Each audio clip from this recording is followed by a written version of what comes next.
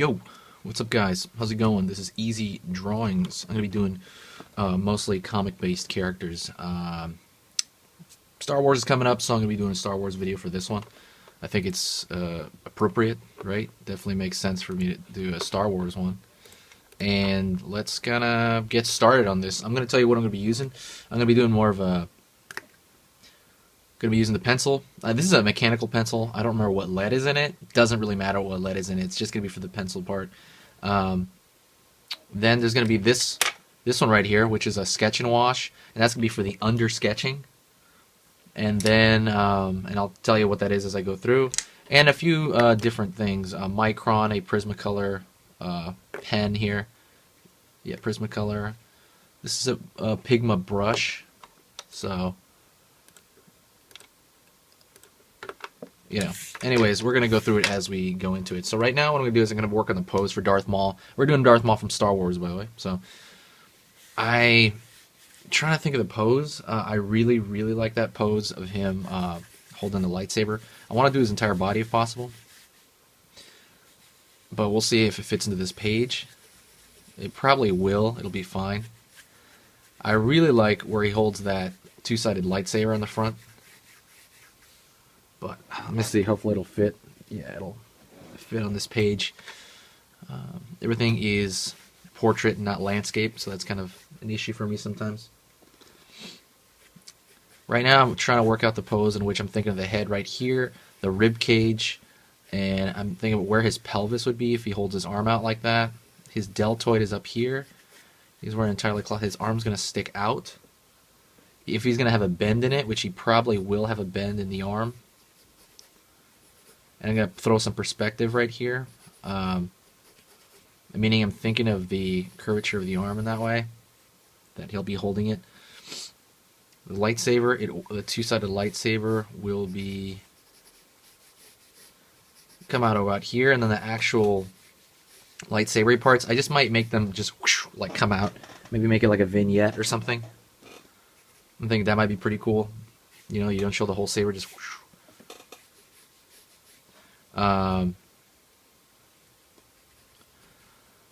Let me see. I don't know if I can have. I don't think I can have the whole body per se, but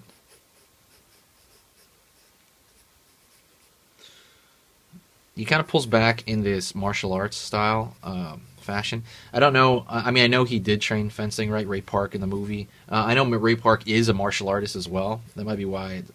I'm curious if it was a mixture of martial arts and real fencing. He's pulling his hand back for this particular thing. More of like a kind of a Shaolin monk would kind of hold that. He's holding like a baton. I'm going to throw his leg under here. His leg's going to come. It's going to be underneath as well.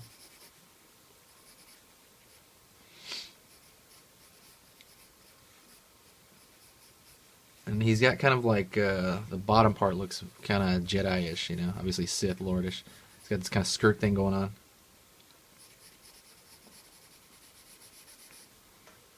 See if it's contained on the page. Yep. And he's going to have the foot kind of angled for more of like balance, things like that. I never did fencing, so I don't know. I did do katana training, but that's a little different than this. Most of his outfit's going to be black, so that's something to keep in mind as well. I do like this pose, so now I'm going to try to look into it closer. Like I said, I'm just being messy right now and dark, because what I'm ultimately going to do is I'm going to slide this paper underneath another sheet of paper. So what I'm trying to do is I'm trying to prep my base. Prep my base. Remember that. His back is over here.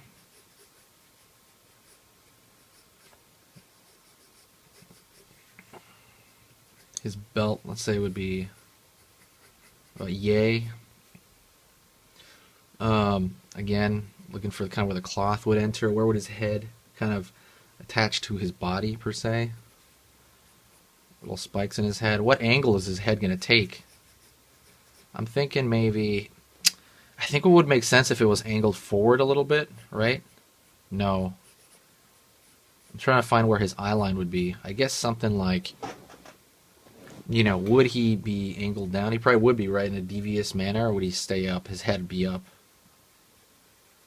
I'm going to try to find the thirds in the face here. I always try to thirds from the top of the skull. Not top of the skull, where the curvature of the skull starts to really turn. They call it the hairline, right? But he's bald, so there ain't no hairline. But I would say the top of the skull, where the top of the skull starts curving. You know, that's a real basic one. Let's just say, let me take this, right? If let's say there's a person turning this way, if you're going to divide the head into thirds to find the features of the face, usually what's going on is you're going to have the top where the hairline is, which we call the hairline, where, like I said, where the curvature of the head starts turning, you know, kind of like at the most curviest part, like where there's clearly a separation between the top of the head and the front. You find that, and then you find the bottom of the chin, and you divide that into thirds. Boom, boom. Good enough thirds, you know. And then from there, that would be the brow line,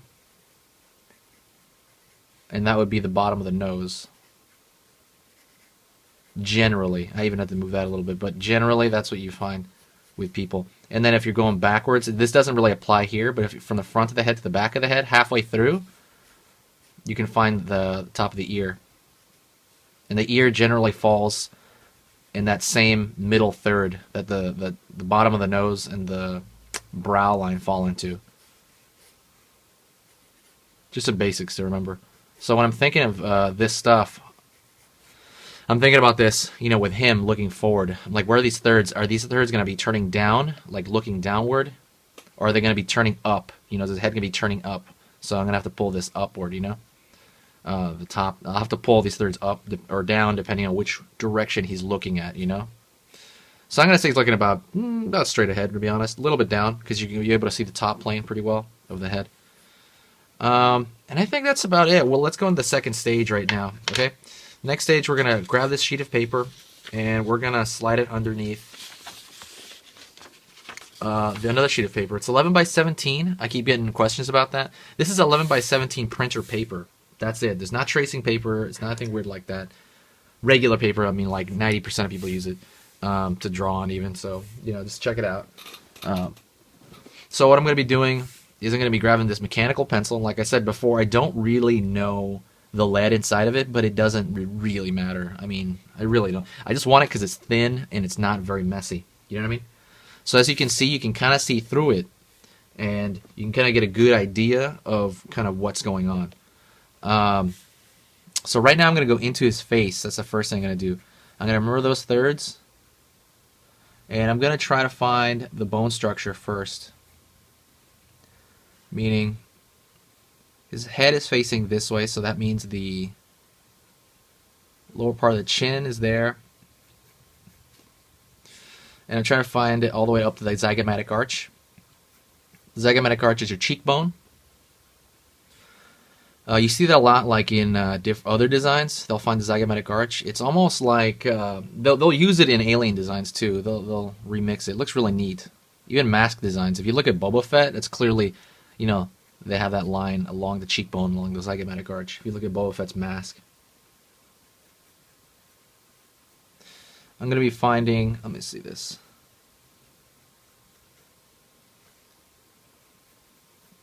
Lower part of the cheekbone here.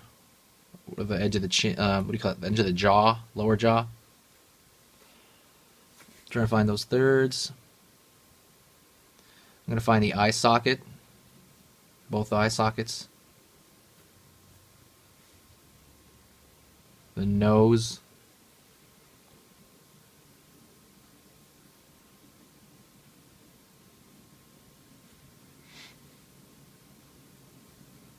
Front of the forehead. And then top of the head. I'm going to see a little bit more of the top of the head because he's angling downward a little bit. Not cutting him on the skull. A lot of people do that.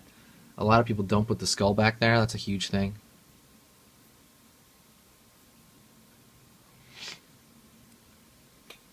Let's take care of the spikes on his head. He had a few, and I've seen different, you know, I know he has one up here in the front.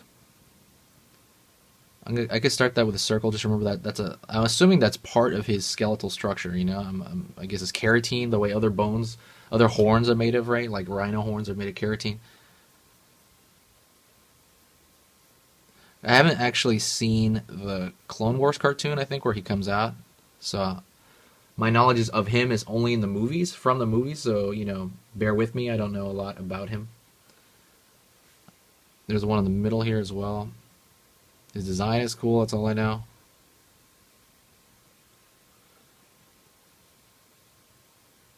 In some versions of the spikes, they're a little bit more talon-like. His horns, or his, I guess you call them horns. They're almost talon-like. They're not just like triangles sticking out. Let's see. They're not just like. Let me do it on the bad sheet of paper. When you're drawing his horns, can you see this? Yeah. It's not just this horn sticking out. It's more like that. Does that make sense? It's more like a claw. It kind of looks almost like a bird's claw, like coming out. You know what I mean? Just something to take note of. You know what I mean? No. Yes. Hopefully you can see that.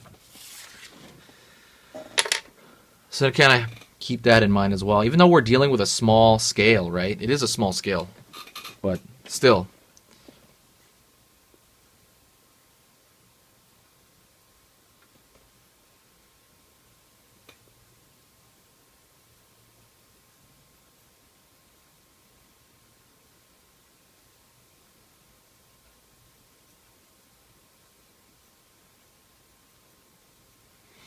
And then kind of like 1, 2, and I think there's one back there.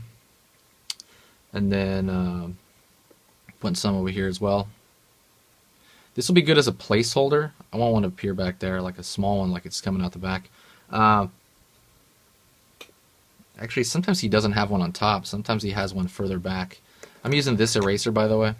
Just kind of this, I don't know, Pentel eraser, you know what I mean? It's just like all eraser.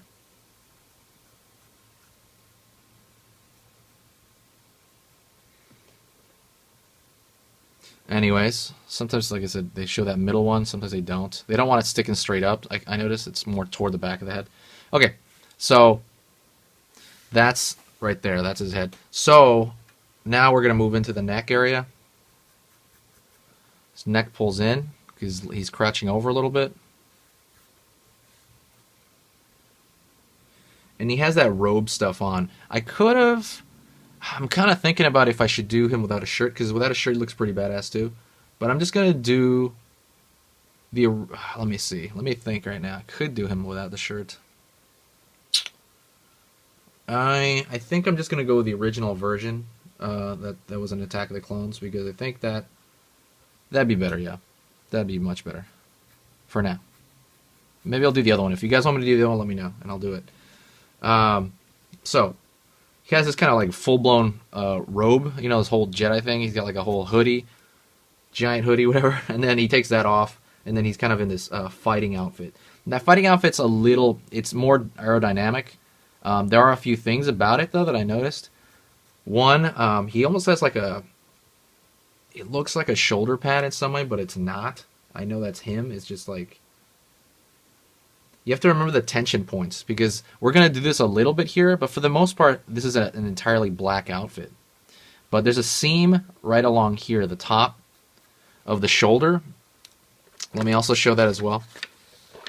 Whoopsie-daisy. Hopefully you can see this. So let's just say that's his shoulder, and that's his head over here. Whatever. What a goofy head. Anyways, there's a seam. You have to remember where the seams are, because that's going to influence where the cloth is going to move. You know, just like us. You know, it's like regular shirts. Remember that seam. And the other thing to remember, as it's coming forward like this, imagine a cloth wrapped around like a cylinder coming at you, right? How is that going to look like? You know what I mean? It's going to probably look like it's going to bunch like it's lying down on this tube. You know what I mean? It's gonna follow the form around it. This is like Cloth 101, sorry. when this happens, some of it's gonna touch like his arm, but a lot of it's gonna bunch, especially around here, around the shoulder area. The top, not so much the top of the shoulder, because gravity is acting on it. When you're just standing there, gravity is acting on the top of his shoulder. Like right now, gravity's acting on that. But the stuff below here, it's gonna hang a little bit, and because of that, it's gonna pull on it like a sheet. Maybe like like I said, when you grab a blanket and maybe wrap it around the edge of the bed or something like that, and you pull it, it's gonna have these striations, and these striations are gonna follow the form of the arm. That's why you kind of learn to draw figures and stuff before this. It's because the clothes is dictated by kind of the person underneath normally, in terms of like where things are gonna bend and stuff like that. Like when when you wear an outfit and it looks too big on you, if it's too big, it's gonna be kind of loose and hangy. You know, this outfit, it's really it's made roomy. You know what I mean? You can tell it was made kind of like to move around in, to do tricks. That's why it's not super tight. It could be super tight in spandex and you could do cool tricks, obviously, right? That's like they usually do. Or you can make it this kind of material and make it loose, like kind of like a spring or something like that. And you can just move around all you want. So that's kind of the route they took for this. Sorry if that was like overly complicated. If that still didn't make sense, let me know, and I'll try to explain it. He's got this, like, I don't know, collar over here. Remember we drew the chest, the what do you call that?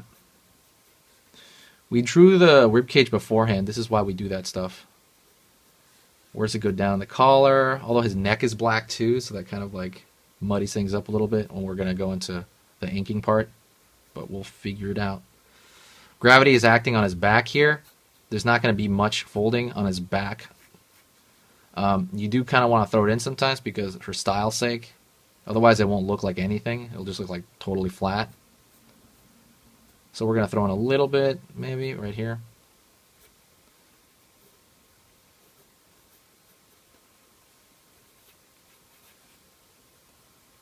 It probably hits this belt, and the belt looks like it's also made of cloth. The front here, it's really going to be hanging low. When you're drawing cloth from pictures, you're going to have to beef it up, honestly. When you draw from photos, too, because sometimes cloth will do wacky stuff. And you're just like, what? Like, why is it doing that? That doesn't look good in the picture. Or I remember drawing something in life drawing class, you know, where you draw a model, and they'll have like a cloth or something, or they'll have clothing, and they'll get up for like a break, and they'll come back, and the cloth is completely different, right? For stuff like that, you kind of have to stylize and create it. You know, sometimes it looks goofy in real life. I don't know if you ever heard that. You draw it, and it looked just like that in real life, so that's your excuse. But the thing is, that's why artists exist, is to reinterpret that stuff, you know what I mean? You're not a camera. You know, you're supposed to reinterpret it and make it a little bit more attractive looking, you know? Especially with, I mean, cloth is one of the most things like that, you know? The only other thing I've seen like that extreme, as much as cloth, like you have to design like crazy, would probably be like, I don't know, like lizards, I think. Some of their arms look like baby arms, so you want to like give them a slight taper. That's a whole other thing. Anyways, he's going to be making a fist over here, I guess. Oh, like a kung fu thing. He's got this like kung fu grip kind of thing going on. So, think about how to draw hands. You have the fat pad over here on this side. And then you have the other fat pad on that side. You think of those in simplified shapes. That's the opposable thumb here. If he's doing some kind of kung fu thing, might be a little bit stiff like that. And then he's gonna, hand's gonna fold, probably at the knuckle. They come out. When the fingers all bunch together, your longest finger normal is your middle finger. Remember that? So I tend to simplify the hand like that. And then you can divide them up later on if you want. Pulling downward.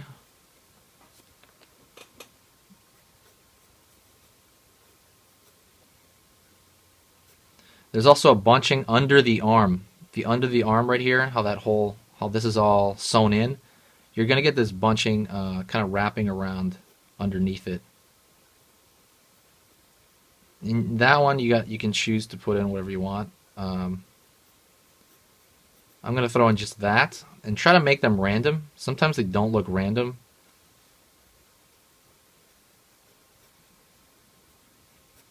And they travel all the way to the top sometimes, you know. Same thing with the other side. There is a small amount of bunching over here. Tension. I guess they used to call them tension points. I'll make a whole video on cloth soon.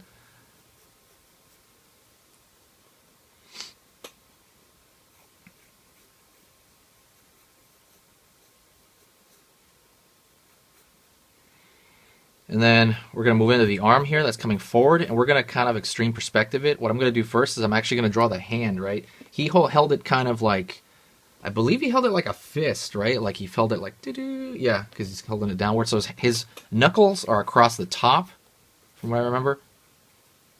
And I remember that since the middle finger is the longest, usually when you make a fist, your middle knuckle is the highest peaking. So I'm going to try to take that into account, even though it's coming right at us. We're going to make it big as a perspective. That middle knuckle is going to be huge. Check if the camera's still going. Okay. That middle knuckle is going to be huge. I'm going to pull down. Find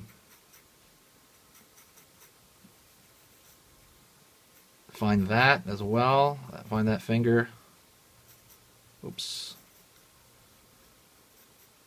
Let me erase that a little bit. That's a little bit confusing. Looks like more than one finger. That's going to be one finger. I could make it wrap around because he grabbed it a little bit more elegantly, I know, in the movie. But, you know, I think that fist looks fine. You grab the other end of it around the back. So his opposable thumb is around the back of that lightsaber. And then this is where the wrist ends over here. That's where the wrist begins or ends. More eraser here, just to kind of get this stuff out of the way. Let me go into the hand a little bit more, because I know that's a question people have a lot, even though I think I did a hand video or two. Right here, when I'm thinking of the knuckles, I already broke down the hand slightly, right? Now I want to break it down even more. I'm going to think about the knuckles and themselves. There's obviously 4 over here. And I guess the back, opposable thumb, I don't think that's considered a knuckle, I'm not sure. I'm going to break those down. The split of the fingers are between the knuckles, which, I mean, like I said, you always have a reference point. You always have your own hand, you know? You can always do that.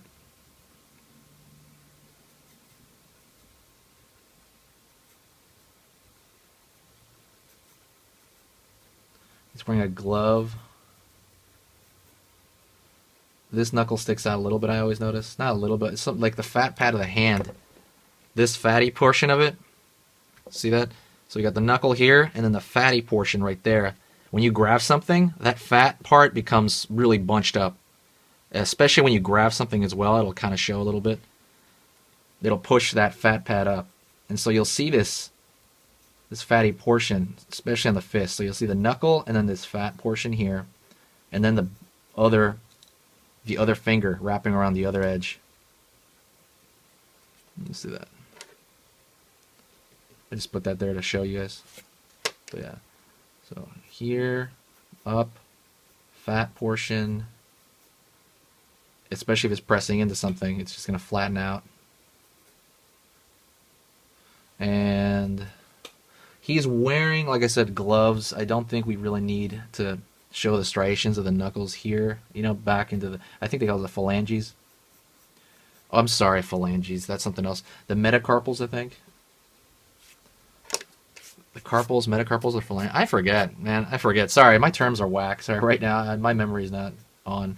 But I know it's one of those. I think it's carpal, metacarpal, phalanges. Phalanges, I think, are the fingers, and then metacarpals are the... I think the metacarpals are this part, and then the carpals are over here. Or it's like the wrist, I think. Sorry, guys. Somebody fact check it. Google it, guys.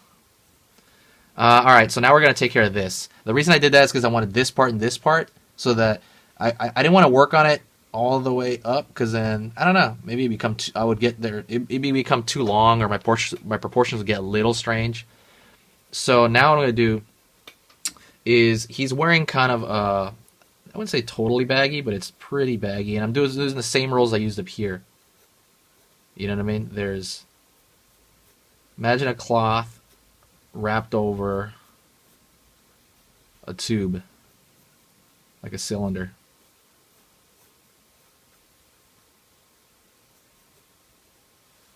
And that's what I'm going to do. And right here at this point, it's really all designing. It's more like, what do you want to stick out? You know what I mean? I'm just going to put that there until I ink it. A lot of that's a little too repetitive, honestly.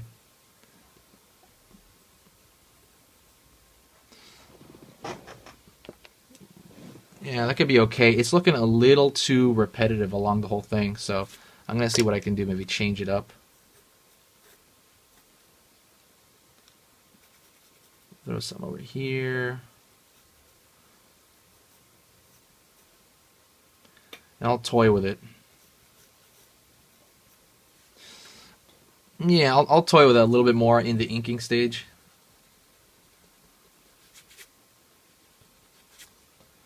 Maybe throw one of these like really long to kind of make it look a little less monotonous. Looking really monotonous there. Bum, bum, bum. Anyways, so now we have the pants. Let's go down to the pants. Okay, so I just looked at Darth Maul, a photo of him. I was doing this all out of my head, but I just looked at a picture of him and I forgot that he has long gloves. So now I'm gonna keep a picture of him from the movie, right next to me when I do this stuff. So, bum, bum, bum. So all that's the same. Difference is now it goes into this long glove here, which makes it a little bit easier. It breaks the monotony a lot. Glove over the top.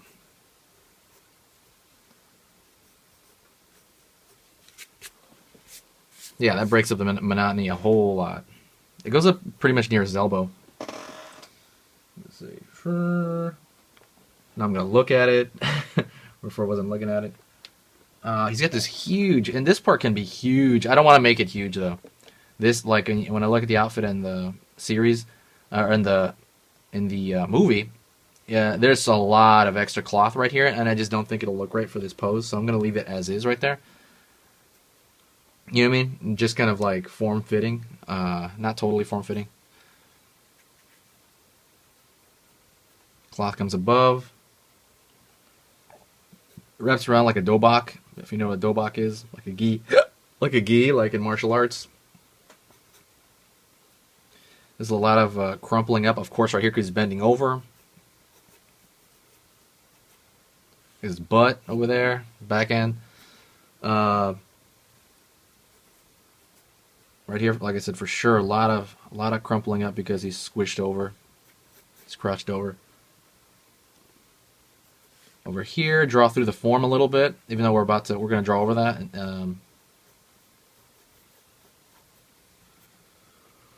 And that's his one leg. His other leg, we're looking down on this one.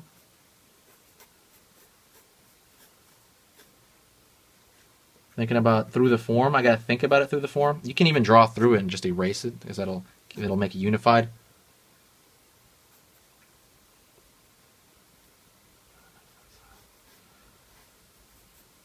These kind of baggy, like I said, martial arts pants. Tie down above the shin, below the knee. And he's got these kind of boots things going on. Kind of boots, but you can move around a lot better than them. I don't think he has like a boot shape, actually. It's a little flatter than that. There's not that huge grip a boot has underneath. Pulling down into the foot. I'd say like ninja shoes, maybe, something like that.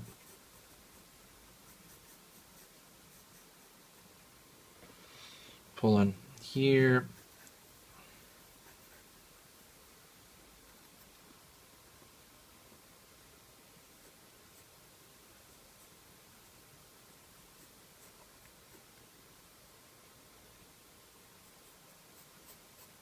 Make sure you realize this is again material of some kind.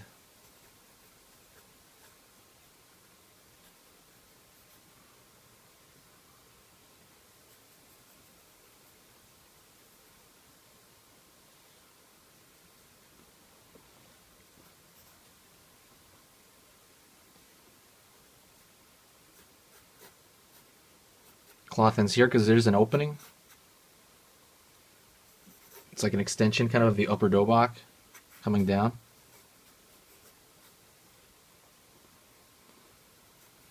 And there's regular pants area. And again, I drew through that form. So what we're going to do is we're going to grab, you could even grab a ruler for this, by the way, this next part. We're going to draw the lightsaber itself. And that, you can literally use a ruler. I would almost recommend it. I don't have a ruler, so I'm not going to do that right now. But it'd be nice if I did.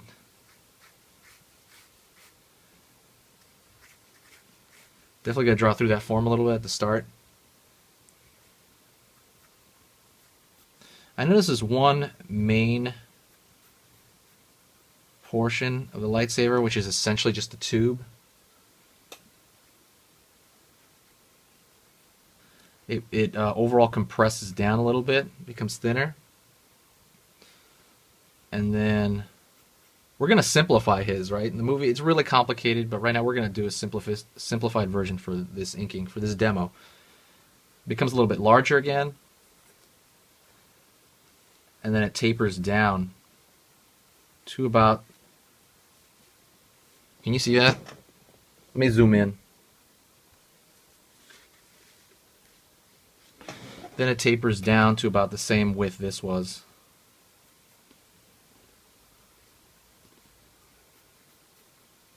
Small chunk as well. And then it tapers out very quickly to the actual kind of lightsaber portion where it's like essentially a it's like a cylinder, like a coin shape, like a large coin shape. I'm thinking about perspective a little bit. My ellipses are like this.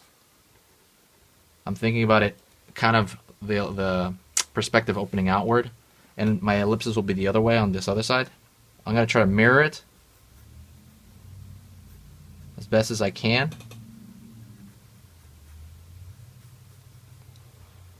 So I'm making that, making it thinner, just drawing through the form. Comes out, tapers down slowly.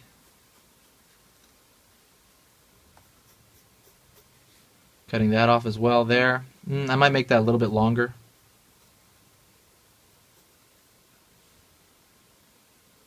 Tapers out very quickly again. Let's see. Trying to make the scale okay. This is why I would even suggest, I said, suggest a ruler, because then I could check things on it. I'll check with my pencil. Alright. And then I want this area to be pretty as big as that. So what is that?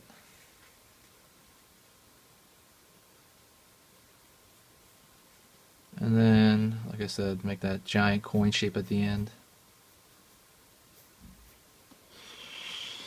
That might be close enough. There's some... We'll see that on camera. That will be close enough, I think. I think sometimes, yeah, I'm close. I think that's close enough. Let me zoom out again.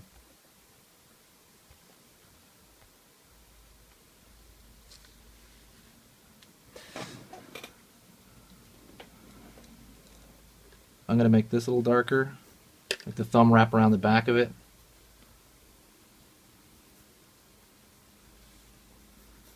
Make that darker as well so we can see it.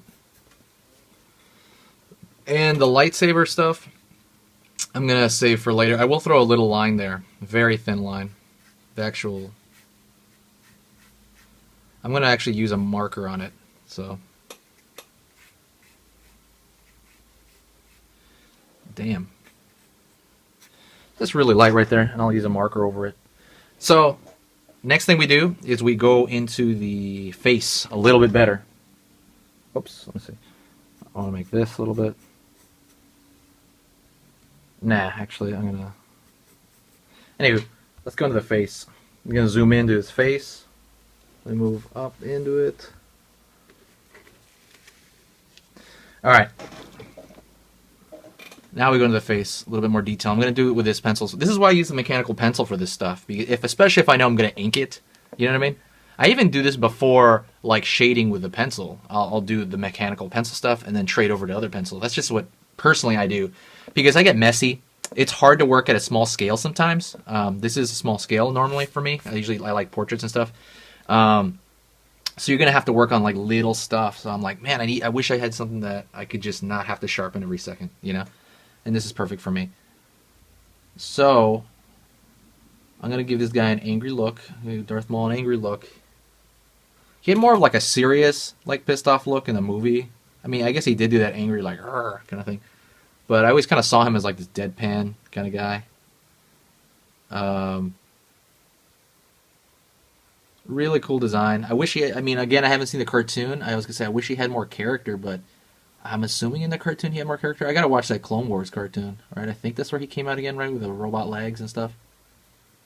I remember I was in the store. I was at Comic-Con, and I saw an action figure with him and the legs, and I hadn't really known about that whole storyline. And I thought that was the coolest thing, because that's the logical conclusion I think that would have taken, you know. He gets some kind of prosthetic leg. Oops, nose is too big. Shrink that down a little bit. See, we're talking about like, that's like a fraction of an inch. It's almost nothing, right? And I'm just gonna give him like a deadpan look, like, Don't want to give him the look right now. The grumpy cat look. Okay, maybe with one side up. Like he's kind of smirking. Yeah, boy. And now let me look at the design of his face. His face paint. That I don't have memorized. You could probably memorize that. It's not very hard. But I personally don't have it memorized. So I'll look at it for reference on that. That's usually what, like, you know, reference is great to use. And then what you really usually really need it for would be very specific things, you know, that nobody else has. So I'm going to go over it with just this here very lightly.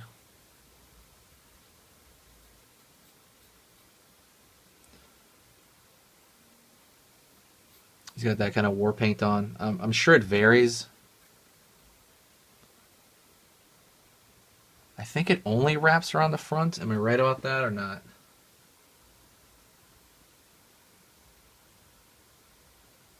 It kind of goes all the way to the top of his skull over there. So I'm going to leave it on the top of his skull as well. There's a diamond shape within this horn that comes around it.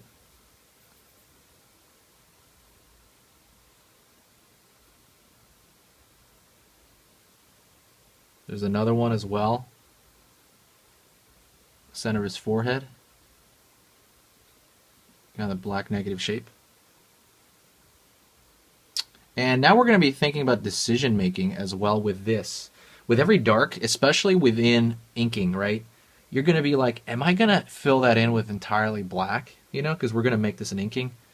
I guess with a little bit of color. What am I going to do with that black right there? Am I going to fill that in? And that's actually what I'm wondering right now. So I'm with you. I'm wondering the exact same thing. But it's weird how things, you think about them, and like I said, you make the decision, and then sometimes you regret them, but that's what you got to do, you know. There's a dark shape around his eyes.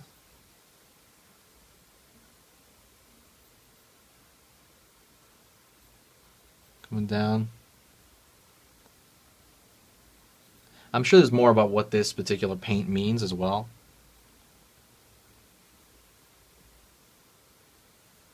I'm really wondering if they meant it to mean something very specific, and then it just looks cool, or the cool factor plus the specific thing, you know? There's a diamond on the bridge of his nose. There's another diamond toward the bulb of his nose. And then the wings of his nostrils are also black.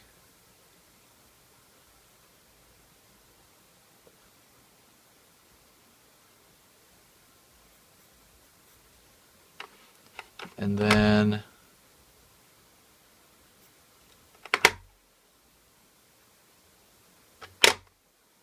see, computer wigged out. Pulling down here, you have a line. And then you have another shape. You're thinking about just shapes at this point, you know? Comes down, center of the nose around the philtrum. The lip, the lower lip, has some red on it. And this is actually one of those things where you're going to need in front of you while you're inking it as well, unless you have it committed to memory.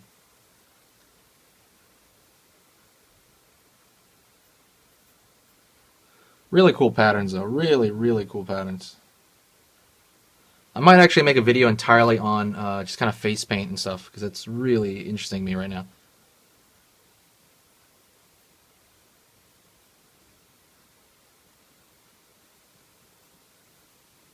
Kind of like a stair step above that. I'm kind of gonna have to cheat it in certain ways.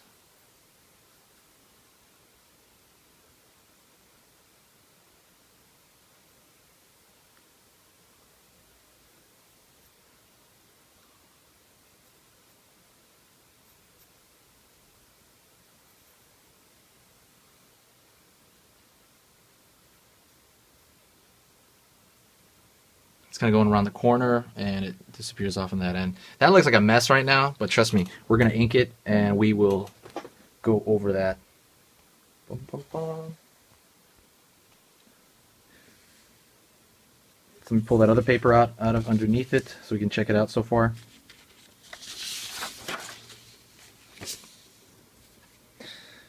Okay, so that's the end of the first part. Let's kind of get into the inking of it now. Okay, so let us start the inking part of it. I'm going to zoom in right on its face first. So we're going to concentrate on that. Let me kind of move this down. There we go. All right. So first thing I'm going to do is I'm going to get my tools back. Let me see. I got the brush, right here, the brush Pigma. And I have this Micron. It's an 01. Extremely thin. The reason I'm going to use this Micron is because his face has a lot of little shapes, and I want to get those worked out before I actually start filling stuff in. So that's what I'm going to be working on first. Let's kind of move into that. Alrighty. First thing I want to do is get the eyes in.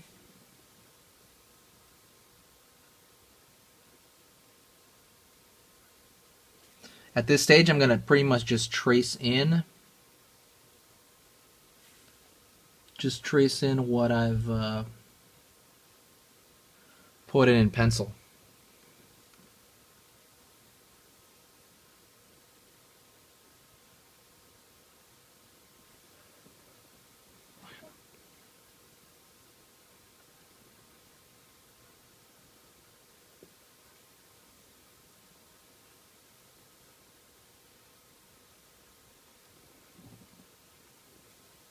Doesn't have to be exact. It just has to get the exact. It just has to have the feel of it.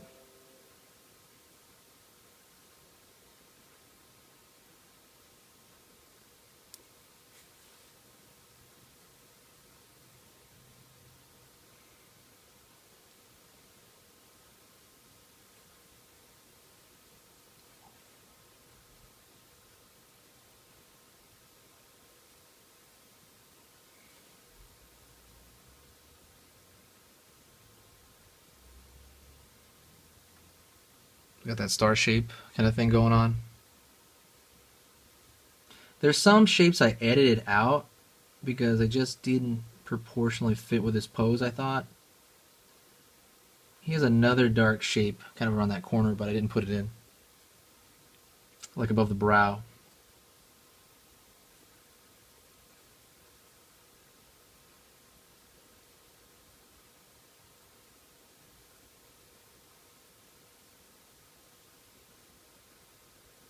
Trying to make that little spike here.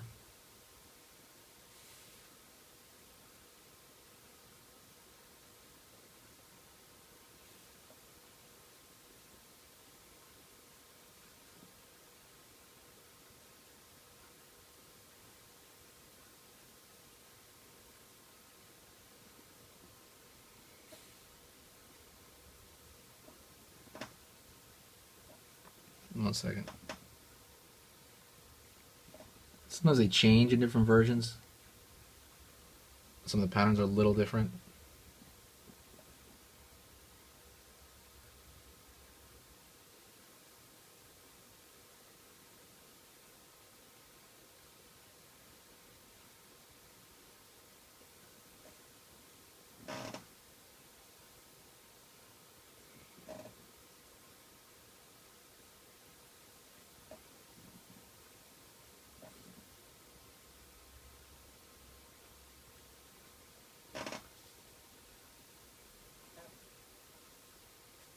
that other section was entirely black.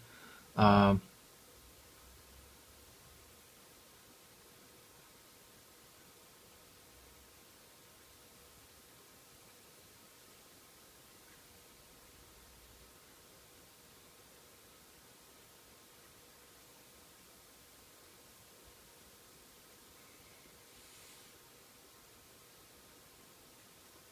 Anyways, you see the process that I'm doing. I'm going to speed this up because I think it's just a little bit tedious, and then I'll stop when I get to the kind of the whole face after I trace the whole thing.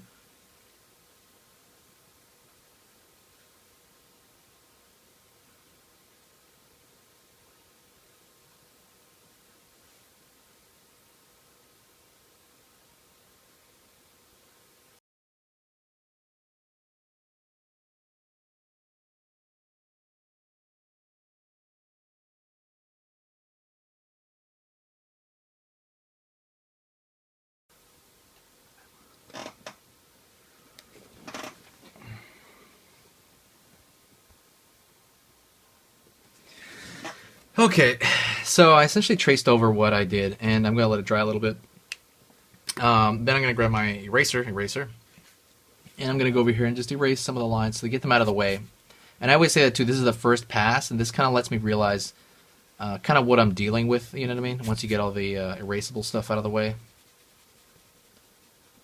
Like, what is it that I have left to kind of alter? Really small area. So what I'm going to do is I'm actually going to fill those areas in. It's going to be really dangerous because it could kill certain things, especially on such a small scale. I'm actually leaving his eyes kind of void like that. You know, he's supposed to have this kind of red pupil thing. I'm going to leave him open like that because it's such a small scale that I think throwing in pupils and stuff is going to make it look weird. So that's just a decision that I'm making ultimately. What I could do is I'm gonna throw in some light from the side here. Let me see. So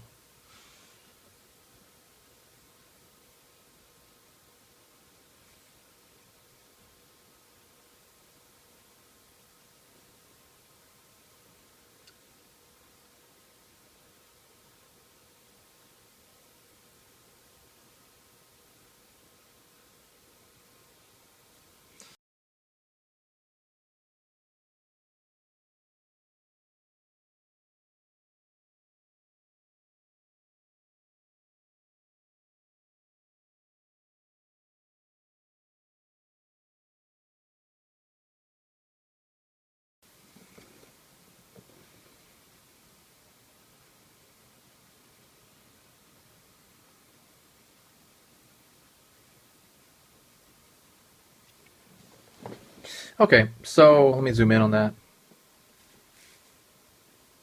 That'll look better when you zoom out as an entire whole. Right now it's a little choppy, but for the most part I dig it. You know what I mean? There's just enough semblance of a face here. I tried to leave some stuff a little spotty so that some of the features pop out. That's kind of the hard part. Even when you look at the movie, you can like, the features just are very hidden by the black. And I think that's one reason why it looks so cool. He has this like skull-like appearance or something like that, like otherworldly skull or something.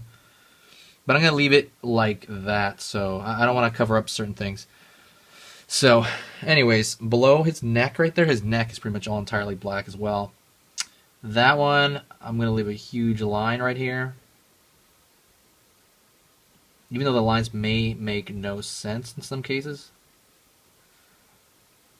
But I need that to reveal, you know, I need it to be somewhat revealing. You can't just kill that space. That's why these little, you know, areas of white stick out. Normally what you could do is you could grab a whiteout pen, which I don't have, and kind of pull that out again. But I don't really have that right now.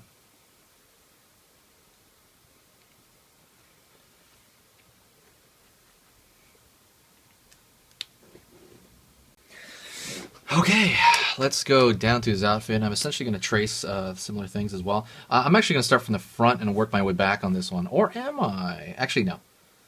I'm going to do this here. This one, I'm really going to be thinking about the outer edges. Because almost a lot of the center stuff is going to be black. So I'm going to try to figure that out.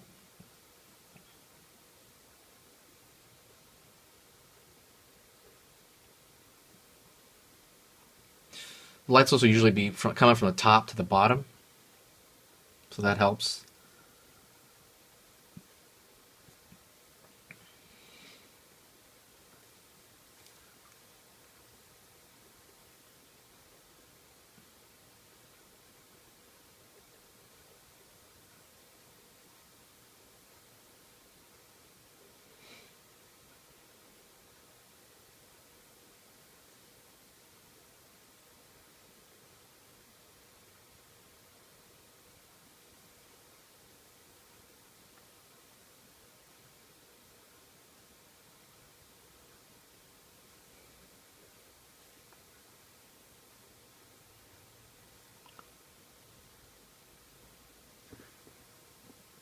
You're even gonna do stuff where the light doesn't really make a lot of this doesn't make sense because he's within a drawing format. It's really freaking hard. You know what I mean? You're gonna have to kind of work your way around solutions. That's why in real life it doesn't matter because you will probably understand that it's just a black outfit. In a drawing though, it's just gonna look like a silhouette. So that's why you work stuff around it.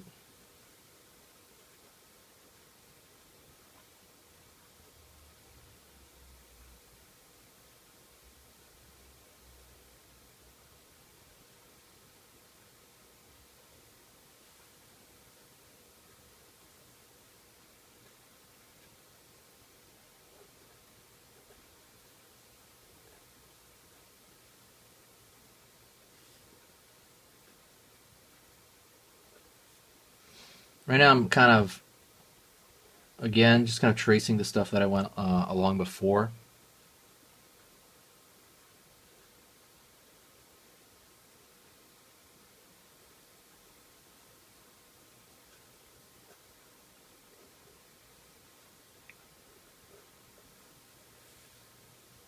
So what I'm going to do right now, I'm just going to trace over the stuff that I did, and then I'll kind of go into the technique stuff in a second here. So let me just trace over that. Let me zoom out a little bit. So let me speed the video up. I'm just going to trace everything that I did, and then I'll go over it.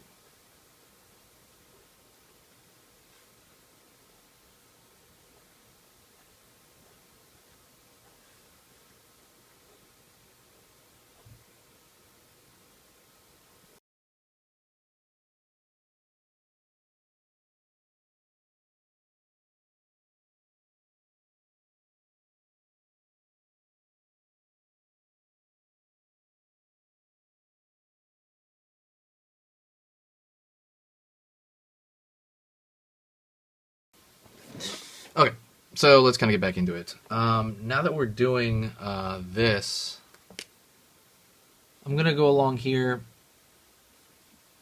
and actually start kind of picking stuff. I'm going to actually use the brush, the Pigma brush, and I'm going to go along here, for example, and I'm going to try to leave the light source above, but I'm going to start placing a lot of darks. I wouldn't say randomly, but just randomly toward, I guess randomly toward the center, and then I'm going to shape them out in, just kind of shape them out in general.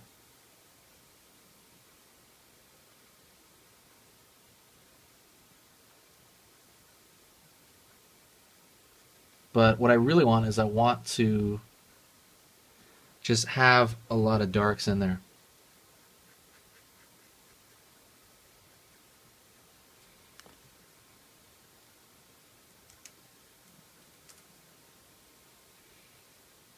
His whole outfit is black, so that's why you're kind of dealing with, I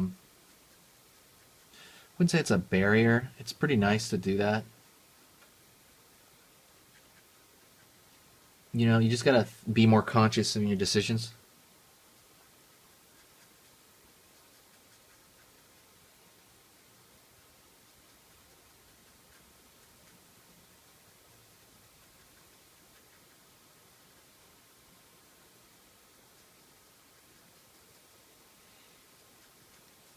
I'm trying to leave a lot of these lines out, you know. I'm only doing it to a point with a lot of these.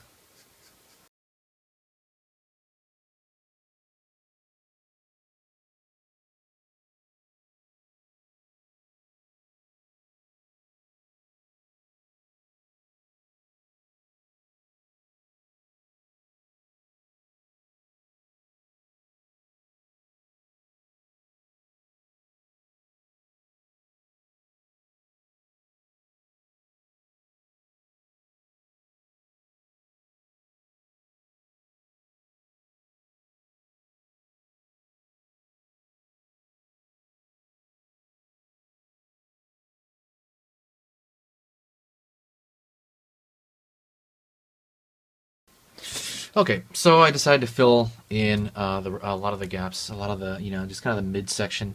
And what I'm trying to do is I'm trying to slowly kind of vaguely shape out some of the edges here.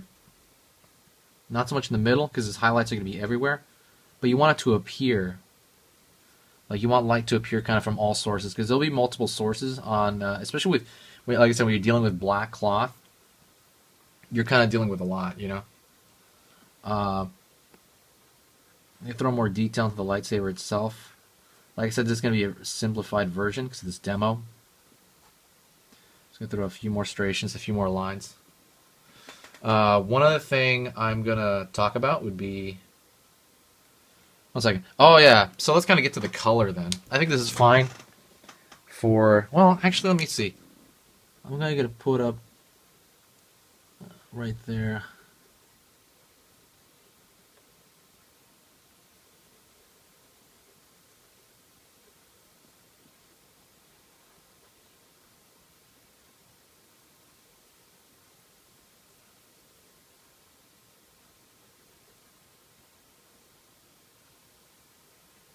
Yeah, it's gonna go around. A lot of it is decision making. You kind of squint your eyes and figure out, like, what should I, get rid of? What should I pump up?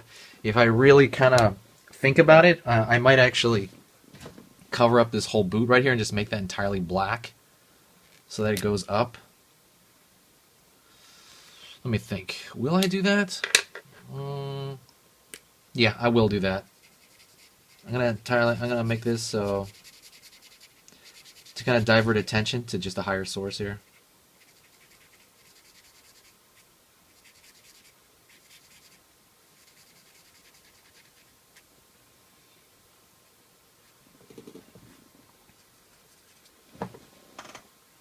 Yeah, I like that a little bit better. It simplifies things down.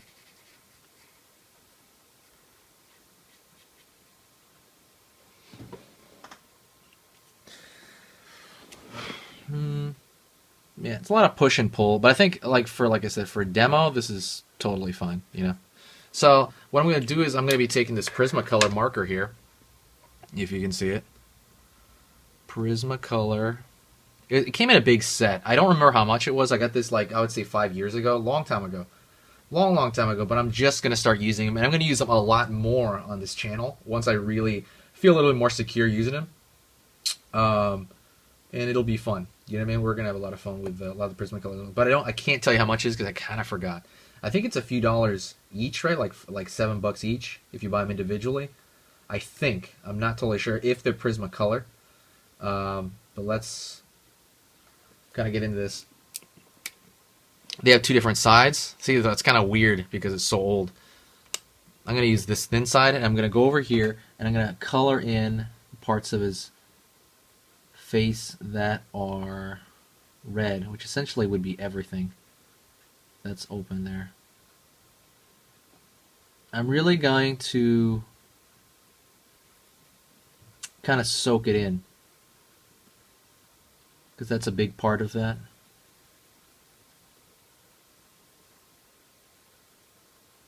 Really let it soak in.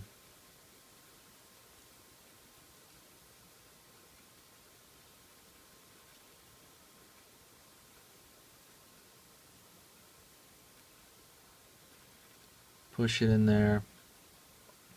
Go, like I said, really let it soak in, because I think when you first kind of go in with these markers, your natural tendency is to try to pull back on it, and slowly build it up. But honestly, for this, you really just need to just push it in there.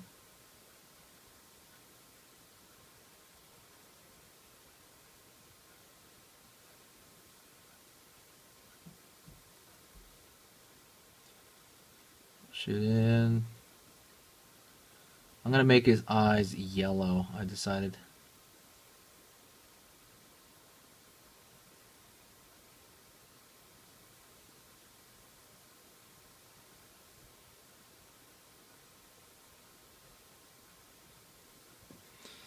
Yeah, that's fine. Actually, I'm just gonna leave his eyes like that, to be honest.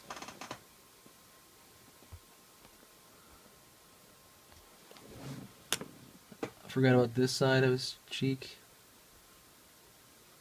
Might be a little bit dark, but when it dries, it's going to be a little bit lighter when it dries. Just going to keep that part in mind.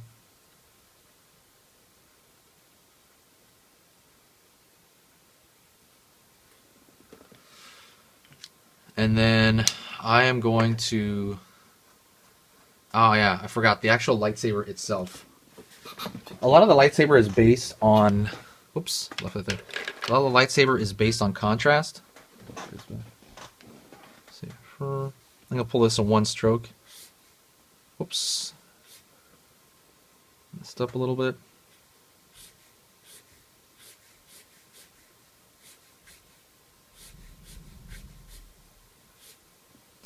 I'm just gonna pull it off, and I'm gonna vignette it like it's going off into space. Because in reality, I'm not gonna be able to fit it. So now I'm gonna do it on this side too. I'll have to I think I have to turn it. Let me turn it, guys. Excuse me. So right here, I want to go with the natural flow of my arm. Dang.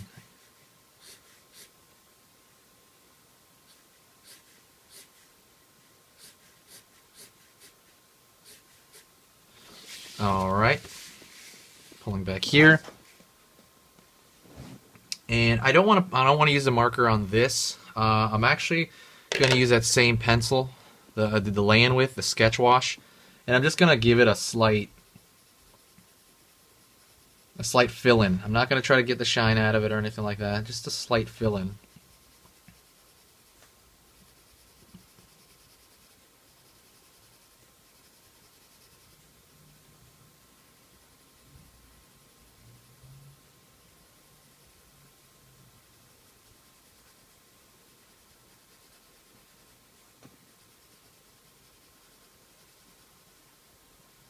Nothing crazy. Maybe I'll do like a rendering video, but this is just, like I said, for like this particular sketch, you know what I mean? And I'm using this to kind of make it look different than the black of the thing behind it.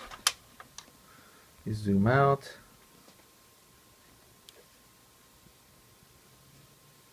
Anyways, I think that face could be lighter. Yeah, that's pretty much it. Thanks a lot, guys. I appreciate you watching, and I'll see you next time.